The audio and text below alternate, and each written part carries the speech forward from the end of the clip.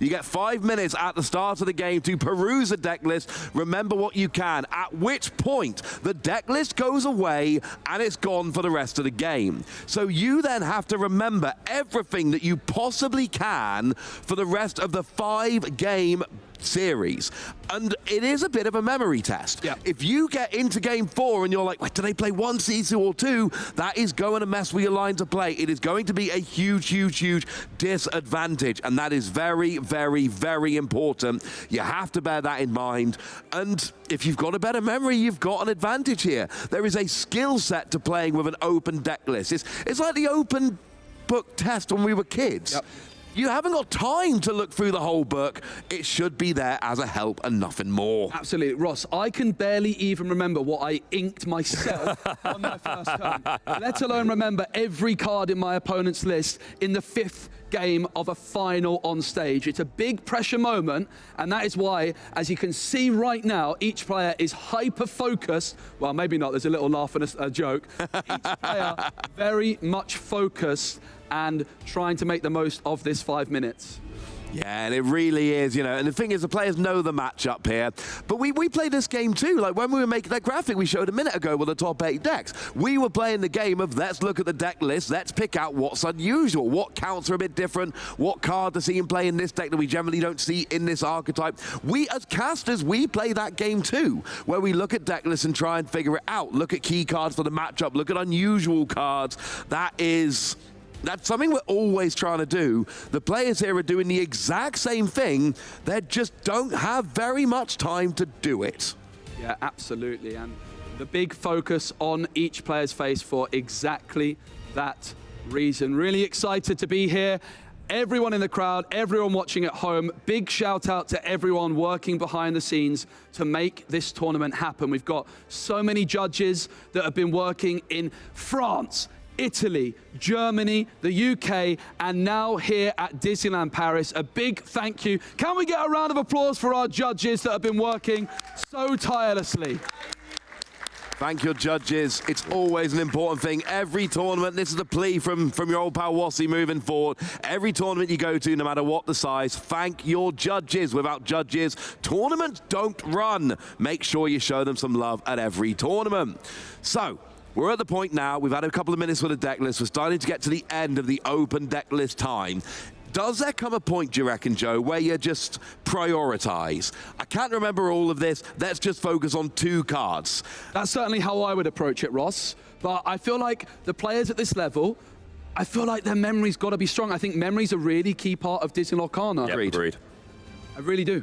Yeah, no, I think absolutely. And like we said earlier, a lot of the skeleton for these decks can be quite the same. Especially Ruby Amethyst. Yeah, exactly. I mean, you know that you're probably seeing Chernobog's followers and Brooms. You know there's B preps, but what matters more is the counts of these cards. Like, if there's only 3 B prep, that's something to take into account. The 2 copies of Belga Accomplished Mystic is something to take into account as a bit of a tech card. Now, I can confirm Domingo here to our left is here in the grand final, but they did not have European qualification until the last chance qualifier on Friday. So a man from the last chance qualifier has made it all the way through into the final. A ticket and a dream, and now they find themselves in the finals of the European Championship. I'm not surprised. I think winning an LCQ can give you a real advantage, because when you turn up to the European Championships, you've got your deck, you don't know if it's good. It's a new set, Azure IC is legal, you've done your testing with your friends, but you don't actually know how good it is. If you've gone through 5 rounds and gone undefeated and won your pod, you know your deck is good. You have beaten, 5 great players to get through into the tournament. You got the confidence boost from that, but you also get the validation. Your deck is good and your deck works. We've all turned up to big tournaments feeling confident with a deck we are sure is great, and 2 rounds in we sit there going, no, I have goofed. This deck is not as good as I thought. My echo chamber of testing let me down. Or the deck is as good as I thought, but I'm not as good at running it as I thought I might be. As was the case with my season playing Ruby Sapphire this set.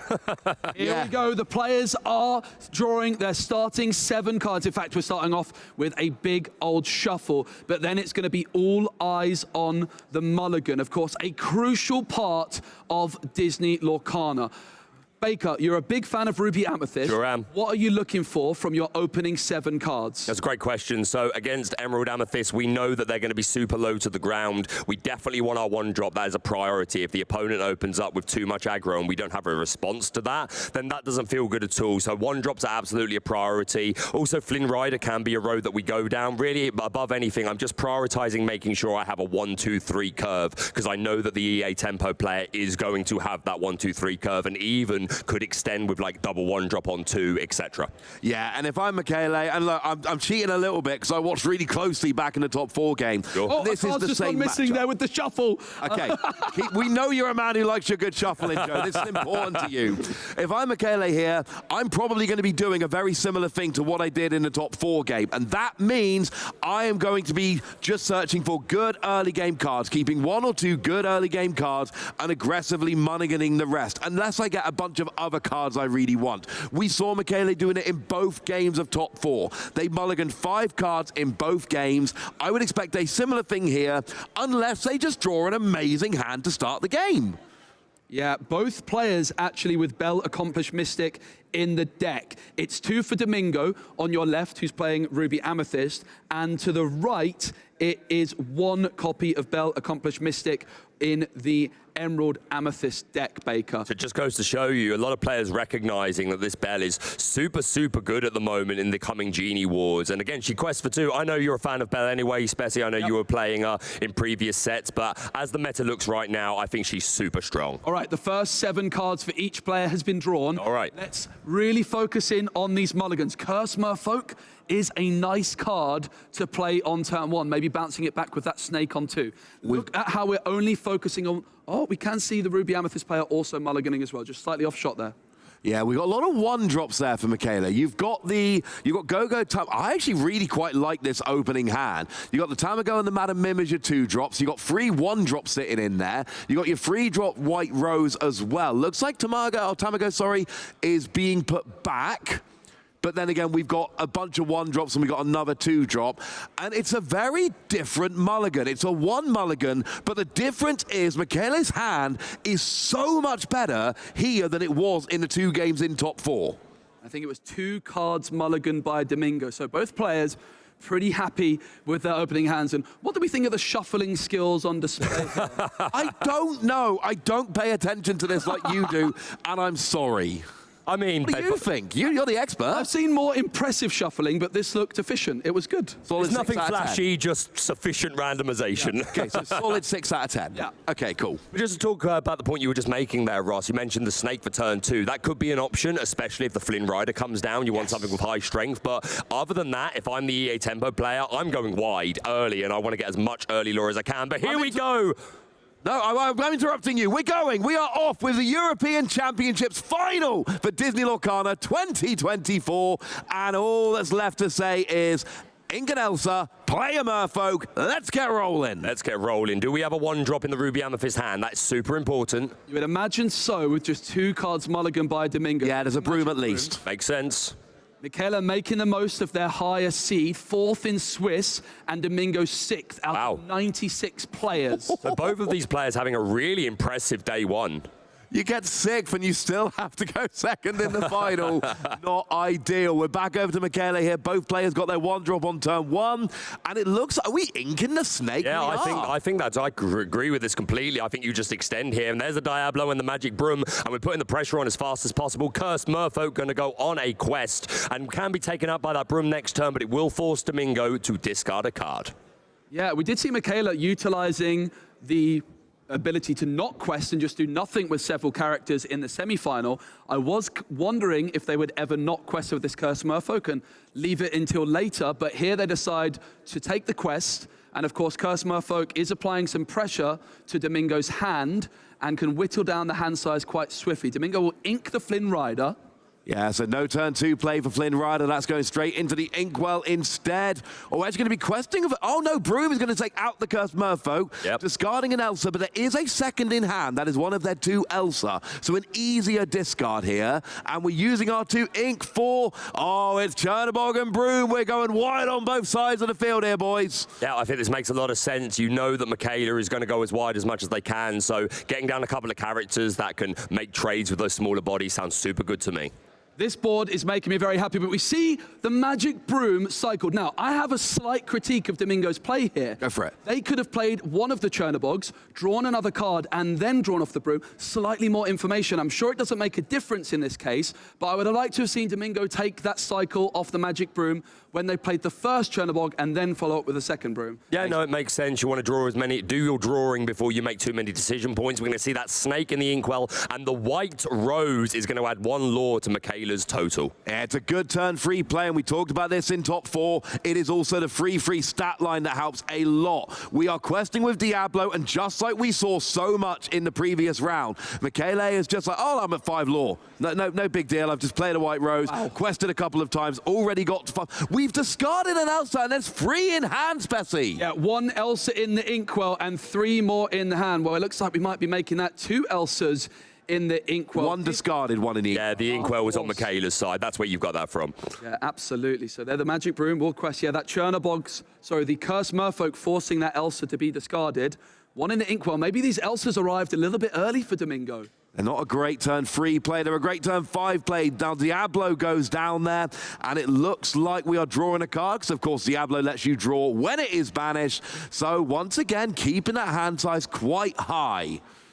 Oh, it's Bell Accomplished Mystic coming into the hand. We got Madam in Fox on one side, White Rose on the other side. What's Michaela got here? Now, this is the big moment, because this is the Genie battles that we've been talking about. Michaela has the Genie on 4 and the Elsa in hand, which is often the ideal play when going first. Will they go for it? Of course. They certainly will. Yeah, going to grant a wish of drawing 1 card, and of course this Genie questing for 2 with Evasive with that huge 4 willpower, which is sometimes too much to ask of decks to answer. Yeah, 4 willpower on a card like that is so good. 4 really is a bit of a pinch point. There's a huge difference between 3 and 4 willpower, given the other cards around in the meta. We got Chernobog being inked. Are we going to see? Yes, we are. Genie matches Genie. And this is what I was talking about. Domingo being on the draw, now playing down their Genie. So if Michaela quests with his Genie on his next turn, then the Bell that's in Domingo's hand is going to make for a really efficient swing here. It's going to help nicely. We see the Fox taking out the White Rose. It will not be being bounced and providing any more lore today. Yeah, and this is around the time where we expect to see the Elsa come through from Michaela. And equalize. You exert the Genie. Here we're going to see it. It's a set 6 play. Got to be done. Elsa exerting Genie. Get used to seeing this at your local game store. Yeah, this is going to be an incredibly common curve going forward, whether you Elsa with the Genie or you Bell Accomplished Mystic. Get used to it. I don't think it's going anywhere. This is where the Bell could be so big. Domingo has 2 options. You can go for the Elsa to remove the Genie, or you could move the damage counters from the Elsa to remove the Genie. 2 options. Which will Domingo go for at this moment in time? I would imagine it's the Elsa. I would have said so. We're going to ink that Chernobog's followers, and you are right indeed, Joe. Elsa with that rush and evasive, immediately taking out the Genie and equalizing. 2 Elsas just staring each other down. We don't have a proper mirror match here, but we are mirroring plays nicely. Genie gets played, Genie gets played. Elsa takes out Genie, Elsa takes out Genie. And like you say, it is the set 6 play here. And it speaks to the power, Joe and Ross, of just the Amethyst cards. So incredibly strong. Both players benefiting from Amethyst, but combined with different inks. I'm not seeing any different inks here. Oh my goodness, it's Bell Accomplished Mystic. Here we go. What a play. Fantastic play, removing the Elsa and taking 3 damage off of our Elsa 5th Spirit. Looking real good for Michaela, who's going to ink the Cloud Kicker, and down comes that Chernobog's followers. And now we've got Bell on the board here. We've got that 4/4 stat line. We can quest for 2 if we like. Bell is great for the skill to move those damage counters and take out characters, but that is not all Bell does. Having the 4/4 stat line, questing for 2, that is going to be a useful character for a turn or 2 yet, I would imagine. And Michaela's made Domingo stop and think here, because Michaela's up 6 lore to 1 and much better board at this stage. Now this is getting to that moment in time where Michele is going to be thinking about that Ursula Deceiver. Usually we will see them try and time it just before Domingo can get to that 7 ink to discard a Be Prepared. I don't believe it's there. We see another bell, this time moving the 1 damage from Elsa to deal with the Chernalog's followers. That's super good there, yeah. Nice and efficient turn there, and establishing this bell to either be a beat stick to take on the opposing bell or just quest away. Inking the Elsa and back to Michele. Yeah, Michele top decks. I missed what the top deck was. It was a goat. That's always nice to have. Cheeky lore when you play it down. So you're ahead on lore. You're ahead on the board. Now we see the Ursula. There's nothing there. It's 2 rabbits and a genie. Now, if Domingo top decks the Be Prepared at this moment in time, it would be the perfect position in the deck for Be Prepared to be. It cannot be discarded by Ursula if it's on top of the deck. So all eyes on the top deck of Domingo as Michele quests. Big moment. Yeah, you're absolutely right. And I believe from the last game, Oh, it's friends on the other side. Sorry, Baker. No, you're absolutely fine, although that could help us find something. But yeah, I believe in the previous game, Michele did something very similar to try and play around the Be Prepared. So, yep, off the top of the deck, you can't protect it from Ursula then. Domingo could sing Friends with Bell and then would still have enough ink to Be Prepared. Yeah, that's exactly what I was thinking, and I think that might be what we see. We saw it a lot from Michele's opponent in top 4, singing Friends on the other side to dig towards those board removal cards. Is that going to be where we go here? Domingo is probably just considering their options at this moment in time because you don't really want to sing Friends with Bell. The bells could trade, for example. You could quest. Sure. So if Domingo decides, I need to Be Prepared or I lose, they probably go for the Friends. However, they might decide to be a little bit more conservative. Yeah, agreed. It's one of those things where you don't want to use a 5-cost bell to sing Friends. Actually, just paying the free ink for it normally, it does draw into a goat and a Madam Mim snake, neither of which is going to clear the board. But we can ink a goat. We can play the rabbit to draw a card. Goat was drawn. And it's a safety-first approach from Domingo. Instead of singing Friends, taking that challenge and trading bells. And they were rewarded for this play because the Be Prepared was not on the top 2 cards of their deck. Yeah, and I think that makes a lot of sense. As it stands, Michele can go to 13. That extra 2 from Bell going to 15, I think is just a bit too much, especially with a goat on the board and assumedly 3 more in the deck. I'm not sure if Michele inked one, but Domingo's going to be aware that there are others. So I think that's a super safe play there. Yeah, I really like this. And Michele has done what they did all the way through top 4. You turn around, they're at 10 lore. We're not talking big turns. It is a deck which very consistently generates lore. You quest when you can. You play a Merlin here, goat here or there. You play the White Rose here or there. You tick up, but also doing a phenomenal job controlling Domingo's board. Questing where you can, challenging where you have to. You got a 10-to-1 advantage with the better board and those cards that can generate lore just by being played. When do we get to the point where Ruby can start turning the screws here? I think if Michele doesn't get to 20 pretty soon, it will happen. Michele often just creeping over that 20 lore mark with things like Goat and White Rose. It looks like it's going to be a wide quest. 13 lore now for Michele, just 1 for Domingo. Yeah, I like this. I like just having 3 characters out and just questing and going, your move. I've got a better board. I'm up by 12 lore.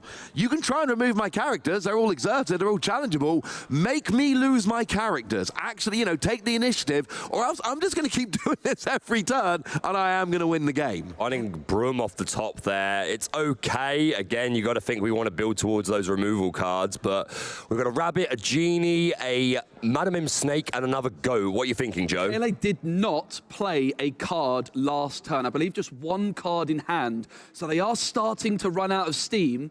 And it seems like that safety-first approach for Domingo to take the trade with the bell rather than singing Friends is paying off. That was a whole turn where Michele played nothing.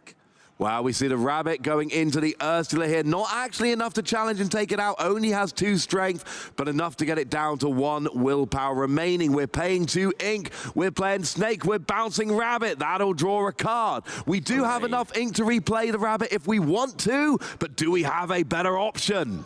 Do find the Tremaine, which is super nice, although, again, we want to whittle down Michaela's board a little bit more to get our target of choice at the moment. You've got to think that Ursula would be slim pickings, but Goat coming down, finally putting some lore on the board for Domingo, well, second lore on the board, and establishing a character that can actually deal with some of these boards. Goat is an interesting play by Domingo because it's being played here for its stats. It's not being played for its ability. That 4 strength being valued by Domingo over the 2 strength and card draw of the rabbit, which is really interesting. Yeah, you need to be able to combat this board. Again, Michaela's at 13. They're going to be going to Elsa! Oh, that's pretty good. That's going to exert the broom and remove it immediately and allow Michaela to quest up to 16. And the pressure is on at this point. Of course, we can answer 2 of these characters, but that Elsa with evasive, we don't have anything for that at the moment. Game is currently on the board. No, I don't think Michaela's going to win next turn, but you're at 16 with 4 lore on the board, and this is what these Amethyst decks do. Oh, Curse Merfolk coming down. Be prepared is needed. I think you're right. It's Sisu, but it's the wrong Sisu here, boys. Yeah, we don't want an emboldened warrior. We want an empowered sibling, and that is not the one. This is looking real good for Michaela. Yeah, Lady Tremaine is not going to do enough here. Your opponent chooses a card that gets banished, and, I mean, you're not going to be choosing Curse. Well, you're going to choose Elsa. So it's not going to be one you're going to be that sad to see go. You've got plenty of lore on the board now. You need 4. You've got 6. So even if you don't win next turn, you can get to the point where a Goat wins you the game. Yeah, I imagine Snake takes out the Goat here and the Goat takes out the Ursula, and then it may just have to be the Tremaine just to take some more pressure off of this board, take out one of these Elsas, most likely. Instead, going for the Rabbit, I expect we're digging for that B prep. We find a Fox. Yeah, Fox is good because Fox has got rush and decent strength, can take out one of those characters. Sure. Worth bearing in mind, of course, the Goat on Michaela's side of the board will gain 1 lore. You're right. So that would be 17, and the evasive on those Elsas makes them even more tricky to deal with. The Curse Merfolk's ready. Oh, that is going to be it. It looks like Michaela is going to win game 1 of our European Championships here. That board was just too much to deal with. And that is the trophy the players are competing for. But remember, this is a best of 5. Michaela making the most of their highest seeding by starting off hot while being on the play. I've never played a competitive best-of-5 game. I have played many hundreds of matches over the past, let's say, 15 years and leave it at that. I've never played a competitive best-of-5, and I've got to say, in a best-of-3, you win game 1, and you're like, I got 2 games to win 1. You feel good. You know that if you know, oh, I lose the next one, I go first in game 3, that's fine. Not the case here. You still got to win 2 more, but winning the first game is huge because it means if we just go back and forth in wins, you get to go first in game 5. Michaela has now gone 3 games in a row on the main stage against Ruby Amethyst and has won all 3. If they can continue that streak, it could be quite impressive indeed. Of course, it will be Domingo going first in this game. And there was definitely a couple turns there, Baker, where if Domingo drew Be Prepared at the right moment, it could have been very different. Yeah, no, you're absolutely right. Of course, we wouldn't have wanted to see it before that Ursula came down. But yeah, if that Be Prepared could have been found a couple of turns after, we could have still saved it. Maybe we'll see it in game 2. But you mentioned just there, Michaela going 3 games in a row, beating Ruby Amethyst, and had the pleasure of doing a little interview with him after the last game, and he does feel slightly favoured into this matchup. Knows that it's not an easy win by any stretch, but does feel favoured in this match. And it's important to note there's 3 copies of Be Prepared, and we see how Michaela is playing this. Every time, oh, you got 6 sync, Ursula Deceiver. They are making it so, not only does Domingo have to find Be Prepared in time, they have to find it at the right time. Really interesting to see double Curse Merfolk in the hand here. When going first, that could be great, but will they keep it when going second? They decide to do it. So it might not be that much board presence in the early game for Michaela, and they might just be looking to run away with it, despite being the player going second. A fascinating mulligan. If I get 2 Curse Merfolk in my opening hand, I'm keeping them 10 times out of 10. Double Curse Merfolk is huge, but I know what you mean. Being able to play it turn 1 and then going turn 2 with another 1 drop after your opponent's only had 1 turn can be absolutely devastating, but it's much better going first than second. Yeah, there's definitely been times I've played Emerald where I've held on to those Curse Merfolks, thinking, yeah, this is great, I love a Curse Merfolk, but going second, it just doesn't give you much board presence. The fist bump, and we're ready for game 2. Yeah. And even if our EA Temper player, Michaela, wins this game. We'll say it once again. This is best of 5. You can see in the top right and top left-hand corner, we've got 3 lore pips up there that we need to fill in. Thank you to our production team. But we're kicking off Domingo putting down a magic broom into the Inkwell, and Chernobog's followers a pretty standard Ruby Amethyst opening. What will Michaela respond with? It is interesting, though, that that does limit Domingo's ability to go too wide too quick, inking a 1-drop. Yeah. Michele does, of course, just start with a Cursed Merfolk. And the Chernobog's followers will quest the opportunity for Domingo to banish this, but I very much doubt that will happen. We'll get that lore updated there for you. But, of course, the Chernobog's followers is going to potentially be able to challenge this Cursed Merfolk next turn, and Domingo's going to leave it on the board, I'm sure, unless they bounce it with a snake. Oh, yeah, nice move. I was about to say it's a rare situation where a Chernobog can challenge something and not immediately be banished itself due to the 0 strength from the Merfolk. Is there a world where we double 1-drop here? I feel like that seemed to be the plan in the previous game from Michaela. We're going to ink a Cloud Kicker. I think that's the second one that's made its way into the Inkwell. And we are indeed going to extend another Cursed Merfolk and a Chernobog's followers. The first Merfolk is going to quest for 2, and already we are off to a pretty aggressive start. I never doubted that for a second, because I've just watched 3 of Michaela's games in a row, and this is how they play this matchup. They like going super wide, low to the ground, as you would say, Baker, nice and early, where they're just going, cheap cards, I'm going to rush you, make me stop. Chernobog's followers into the Inkwell for Domingo. Of course, if the Cursed Merfolk is challenged, they have to discard something. So you could brawl this other Cursed Merfolk, but Domingo might instead decide to go and develop their Sisu this turn. What will be discarded? Maui. It's going to be Maui. And then is it going to be the Sisu or will it be the Brawl? Of course, could also be Friends, but would be surprised to see that at this stage. It's going to be Sisu. Yeah, Sisu, that free drop there, such a good card. We see it all the time. Go-Go, Tamago is being top deck there by Michaela. And where are we going? Well, first we're going to quest with Chernobog's followers. We are going to banish it to draw an extra card. Crab was drawn. Yep. A Fox would be great here because he can quest with the Cursed Merfolk, bounce it back. That's not available. Is worth mentioning there's currently a Be Prepared in Domingo's hand, which is, of course, uninkable. So you'd be very surprised to see Michaela ink that Ursula Deceiver. They're going to try and hold on to that until that 6th turn, like we saw in the previous game. Although needs to be aware that on that 6th turn, this Sisu, if it's still on the board, could shift into the Floodborn. And we know that that big Sisu likes to feed on a lot of these emerald cards. White Rose coming down, gaining 1 lore. And worth mentioning, gentlemen, I think it's kind of a shame that Domingo 2 games in a row has missed that turn 2 Flynn, because this would be a perfect opportunity to really benefit from it. Yeah, Michaela's not playing lots of strong characters, lots of high-strength characters. Sure. And it seems like Flynn is a missed opportunity. We're playing Friends on the other side here, drawing a couple of cards, and we're inking a Broom and playing a Rabbit. I actually wonder if it's an intentional decision by Domingo not to have Flynn Rider because of Cloud Kicker on Michaela's side. Yep. Also, when going first, the Flynn Rider can definitely get some real value, but that Cloud Kicker is a pretty good response in the early game for Michaela. Yeah, no, you're absolutely right. So we do see here there's free ink available for Michaela. We do see that Ursula right at the front of the hand. And it is not the right turn for that yet. Yeah, not yet. But we also see the Floodborn, just 1 copy of this Sea Witch Queen in the deck. When she quests, you can exert a chosen character. And while she's on the board, characters cannot exert to sing songs. But she's a big powerhouse and a nice easy shift on top of the 2-drop if that becomes available. Michaela is currently 6 lore ahead, Domingo on just 1. This is despite Michaela being the player who went second, so they've got a good early start here. 5 lore ahead, but the point remains valid. It is still a sizable lead at this point in the game. But we've seen a lot of confident play from Michaela so far. You know, playing those cards out quite quick. This is the first time I can remember seeing them really sit and think for a while about exactly what is going on with their turn. They've got a lot of options. They've got the White Rose, they've got the Rabbits, they've got the Tamago, they've got the Ursula Sea Witch Queen, but haven't really done anything, and they haven't inked yet. So they kind of need to ink a card to keep up with their curve, and they need to play a card, but it just feels like they can't decide what's the optimal play right now.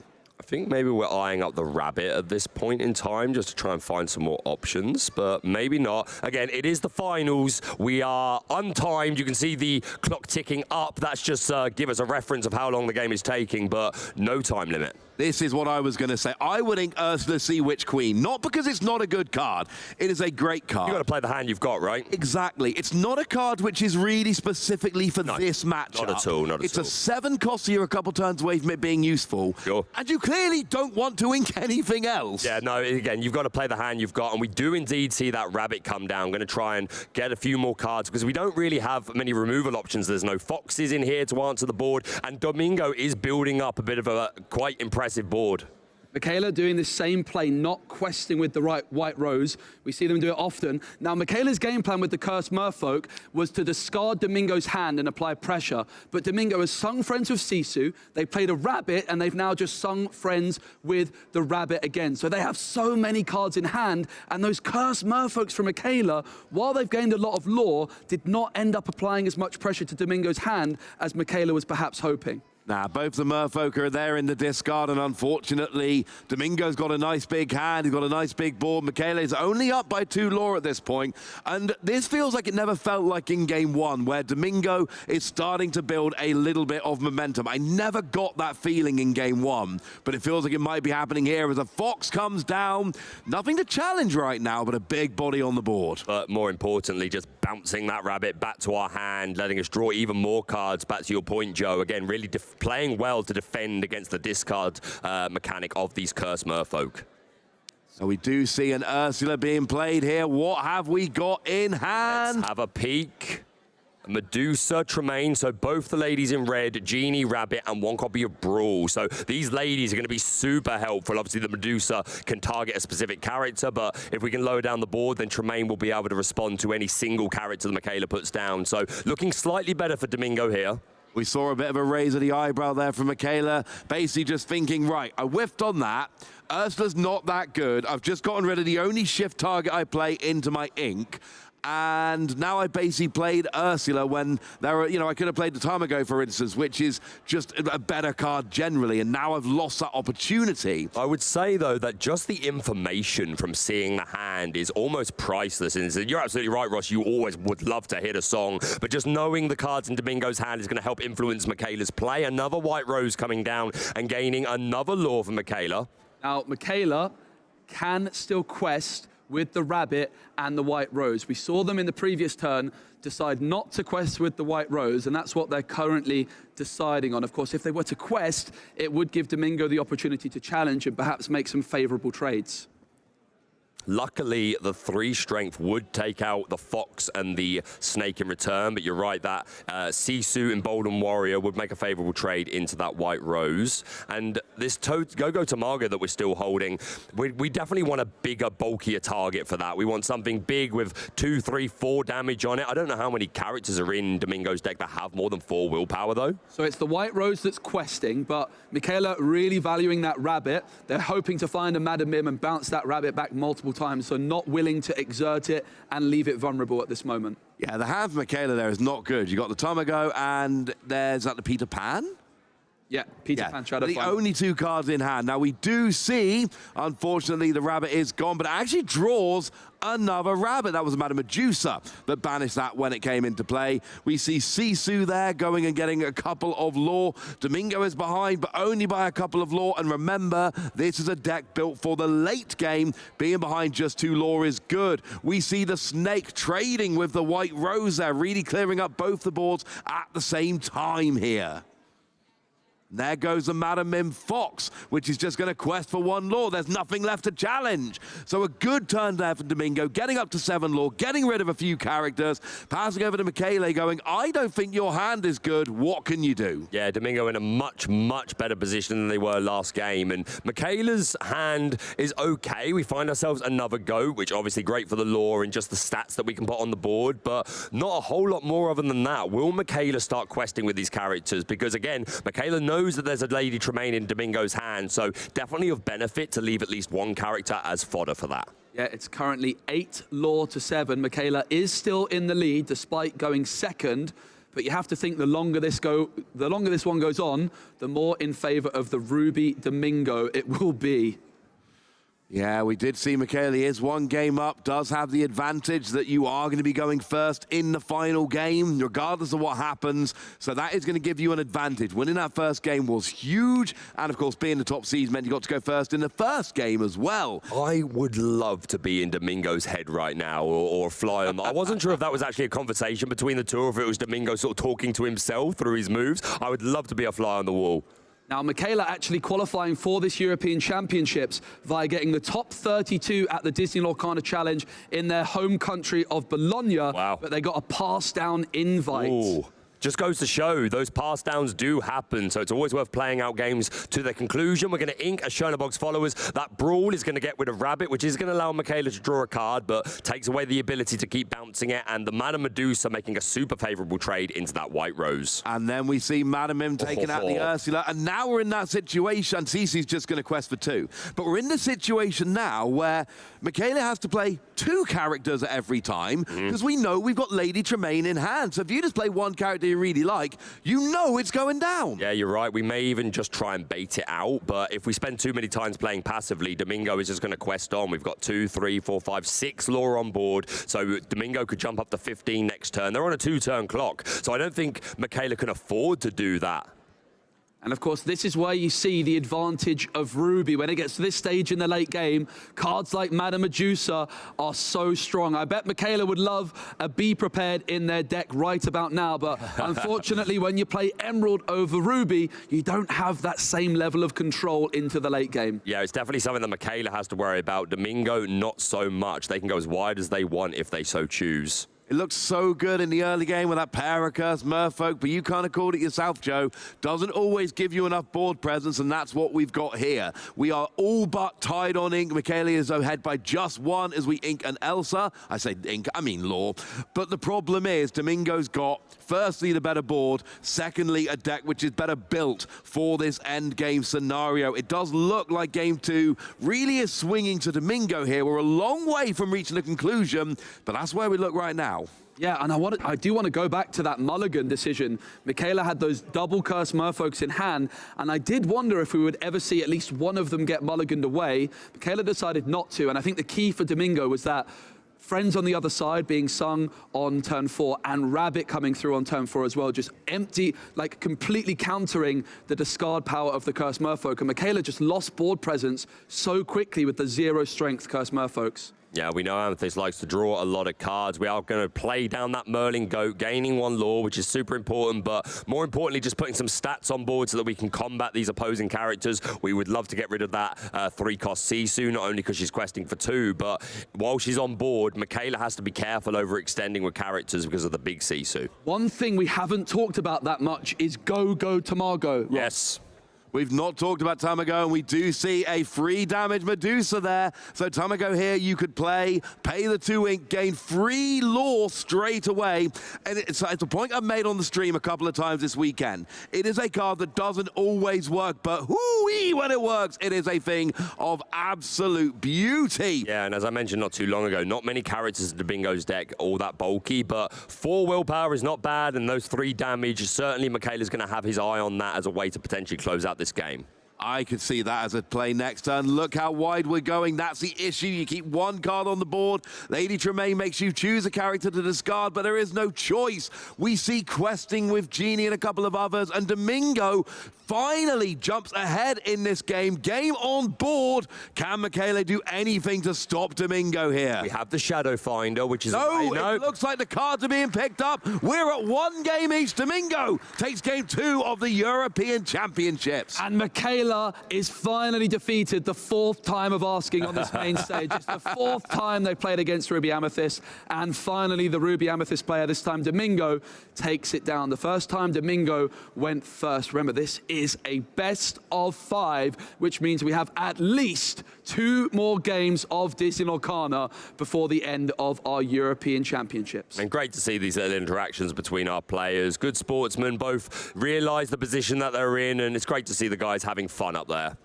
Do we think, even though it's untimed, do we think being a best of 5 might make you concede a game just a little bit earlier, where you just kind of like saving a little bit of time, saving a little brain power, going, I don't like this, let's go to the next game?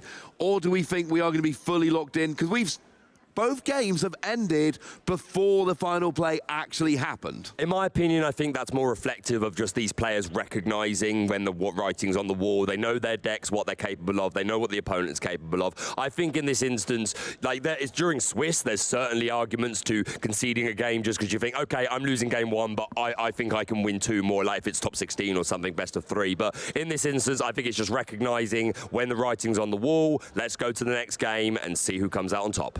I'm just admiring the shuffling skills here on display. Of course you are.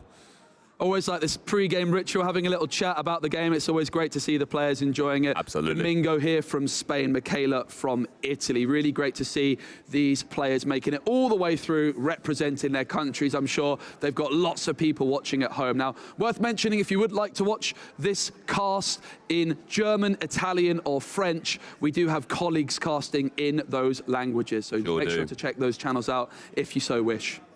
Yeah, it's quite nice. We've been kind of collecting them throughout the year. We've been going around to different countries, getting our casting team, and then all the casting teams are here for the European Championships. What are we seeing in the Mulligan, boys? No Cursed Merfolk in the opening hand for Michaela, which, of course, when going first, I'm sure they would quite like on turn 1. Do you aggressively dig for it in that case, in this instance?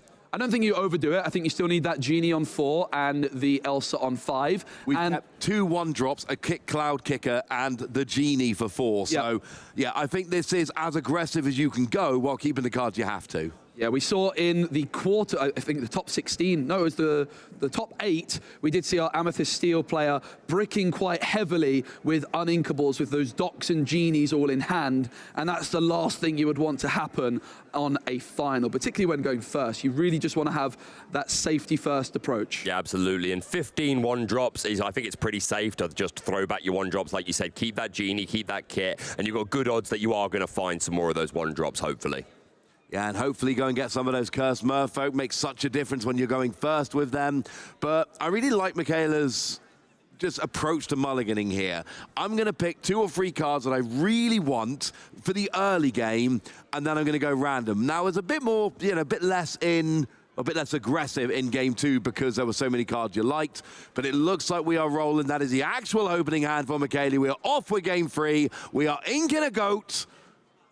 We have a 1-drop, right? Yeah, there's a couple. There's a Diablo or there's a Magic Broom. So the decision here is which to go for. Worth noting, Michaela doesn't have a easy and obvious turn 2 play. So maybe the Magic Broom could be an option because then you could play the Diablo, sack the Broom, and then maybe draw a second 1-drop. It looks like the Magic Broom is going to be the preferred option, but definitely deliberating and changes the mind and goes for Diablo instead.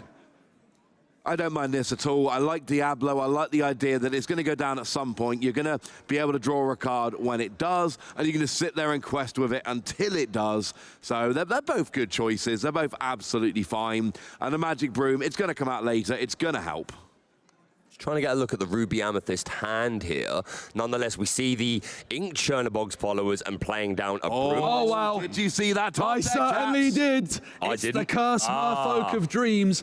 Enabling that line again, Michaela has been doing. Turn 2, okay, you could play a 2-cost character, but why not play 2 1-cost characters? Get that wide board nice and early and overload your opponent's removal. Second, go into the Inkwell. Cursed Merfolk, Magic Broom.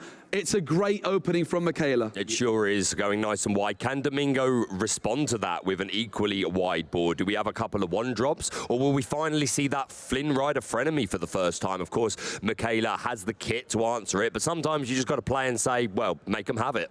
No, there is a 2-drop, but it is not Flynn Rider. We see Magic Broom trading with the Diablo. 2 Chernobog's followers, though, for Domingo. Also interesting, they went for this Magic Broom on turn 1 instead of the Chernobog. So Domingo valuing the Magic Broom first, but now has those double Chernobog's followers. Is going to sack the Broom, draw into a goat. Interesting to note, they inked before drawing again. Second time that's happened in this final so far. And of course, the theory here is that if you draw, you've got more information, more choices, so you might draw a better option, something you would rather ink if you drew first and then inked afterwards. So Michaela here is going to be able to get free lore from the Magic Broom and the Cursed Merfolk. So he's going to be going up to 4 in total this turn if they choose to quest with Merfolk. We see Merlin Crab going down, and here comes Kit Cloud Kicker, which will both kick the broom back to the hand, as well as kicking the other broom into the discard pile to draw a card. Kicking everyone, while we also see the Merfolk questing. Yeah, this Cloud Kicker, great at just bouncing back your opponent's tempo. We see the Chernobog's followers inked, and down comes that Sisu Emboldened Warrior, and the Chernobog's followers is going to make a favorable trade into the Merfolk. We discarded, is that Medusa? It certainly is. Mana Medusa, an uninkable card.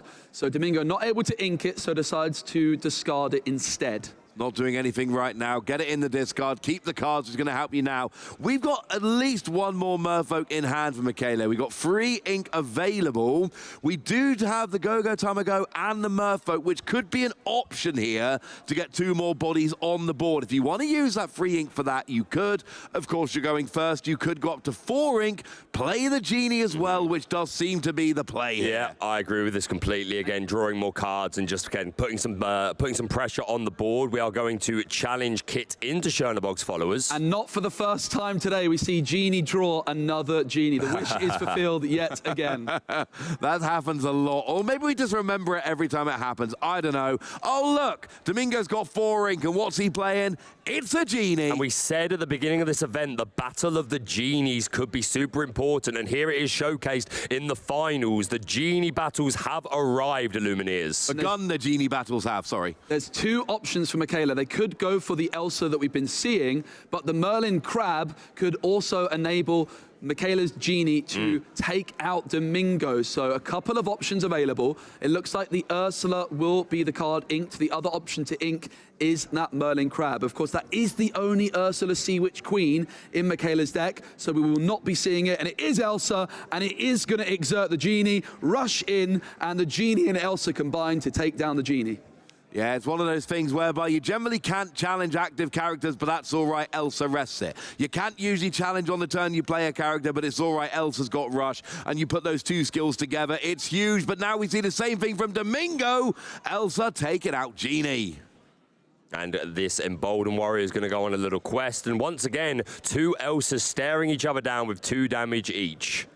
Yeah, this is a moment in the game where those Bell accomplished mystics, which each player has, could be really interesting indeed, moving damage counters from one to another. Michaela with that crab could also take a Elsa out with the crab, but also Michaela needs to start questing quite quickly. Yeah, Michele here also does have Go-Go Tamago. This could be a fun turn to use it. You would get a couple extra lore from that Elsa if you wanted to. I worry that it doesn't build up your board enough, but I am saying that it's in the hand. You've got the ink available. There is a damaged character that is a potential target for it, and then you could always... Oh, no, because the Elsa only does 2. Elsa can't take out Elsa. It is a Genie coming down. Will it draw another Genie? Curse Merfolk on this occasion. Hey, you've got an ink to play it. It's playing. That's very true. We can put this down immediately. Currently 4 lore apiece. Both can come down, I believe. There was not a card inked yet from Michaela. Even better. So the Crab or the Go-Go could be inked, and then it could be a double Merfolk. Although I would argue this really risks the turn 6 shift into the the empowered sibling Sisu. We do take that play. We are going to go wide. Does Domingo have a Sisu? Not sure, but we did see Michaela do this in the semi-final. Just take a calculated risk. Yeah. And say, okay, if you have Sisu, I lose the game. But if you don't, I'm in a pretty good position. Is there a Sisu in the hand? There is not. No, unfortunately not. We see an Elsa, a Chernobog's followers, a Brawl, and I can't quite see that second guy, that Madame Snake. Yes, it does appear to be. Super unfortunate. Domingo only playing 1 copy of the 8-cost Sisu, I do believe. Yes. Yeah, so Michele there did actually put down the Curse Merfolk. We've got that there ready to go, ready to put on a lot of pressure next turn. Does Domingo have a way to stop Michele actually doing it? Well, we've got an Elsa going into Genie. Stop me if you've heard that one before. But the Cursed Merfolk right now, they're just kind of chilling. They're getting ready to gain a whole bunch of lore next turn. And we see the value of the 5 willpower on these Elsas, just giving them so much more longevity. Down comes the Chernobog's followers. We're going to quest out a little bit, popping us up to 6 lore and back over to Michaela. What do we have? LA drawing into another Genie, wish fulfilled, but the Go-Go comes through, and it's 4 lore gain. I love this Go-Go. It doesn't always work, but when it works, it is absolutely beautiful. Gaining 4 lore, you pay 4, you get 4 lore, and you get to keep the body on the board. And now look at the board for Michele here. And it's super interesting because I was just saying, this Elsa having such a large willpower gives us so much more longevity. That's great. Oh, maybe not when there's a go-go that comes down to immediately gain 4 lore. So definitely a double-edged sword. That's an excellent point. It's normally great, but actually Michele, and we've seen this, so good at taking advantage of their opponent's deck. I adore this. Will Michele quest with this Elsa getting to 14, or will it be a challenge? It's going to challenge into Domingo's Elsa and remain intact. Could have gained that 1 extra lore, but at this moment in time, Michele decides they need to fight for the board a little bit longer. And there are 4... Oh, we do find that very special card. We're at 1, 2, 3, 4. Okay. If we ink, we can play it. Now, I hope the crowd is ready for a big moment in this final. Yes, Illumineers, if this does happen, we know plenty of people are watching this match. I would love it if we could all have a little sing-song if this does happen. I would count us in.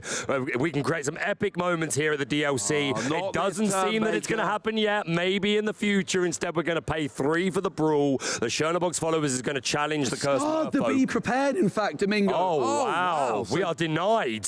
But of course, you don't need be prepared. Domingo literally just wiped the entire board without it. Yep, if you can do it without and keep your characters, sounds good. Down comes the genie, drawing a card. We have another go-go in hand. For I love go-go, Tamago. And a fox to bounce it back. And you reuse it. This Tamago, go. This 4 damage on Elsa is kind of a liability now, right? We don't have enough ink to pull it all off in 1 turn, unfortunately. But we do have enough ink to play the Tamago and bounce it back with a fox. Domingo's in top deck mode. It looks like a ruby card, but I can't make out exactly what it is. It's the only card in hand. It's not what you want at this moment in time. It's Flynn Rider, and it's a double quest. Chernobog's followers can also quest, but has not done so yet. So able to go to potentially 19 at this turn, on the following turn with the Genie questing and the Go-Go to Margot. And then, like you say, we can bounce it back to our hand, and then we are 1 turn away from game. Or if we find a goat, that's also a way of doing it. Yeah, Go-Go Tamago here would be getting 4 lore if it comes in, going up to 17. Genie goes up to 19. Oh, being on 19 lore is a good place to be as an Amethyst player. It's the 3rd time in this final that Domingo plays a card before drawing a card with Chernobog's, but not punished. Draws into the Genie with the Chernobog's followers, which he fortunately has enough ink to play.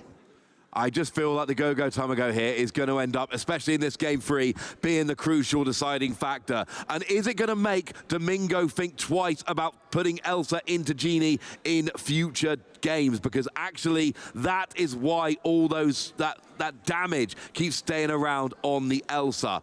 Do we do it? Can we go Go-Go Tamago, ink the Ursula, play Fox to bounce it back? Do we want to do that? And let's not forget about the Flynn Rider frenemy on Domingo's side of the board. It could gain 3 lore for Domingo if he has the highest strength, which is currently that Sisu, gaining 1 strength for every card in Michele's hand. So Michele almost incentivized to empty their entire hand to deny that Sisu.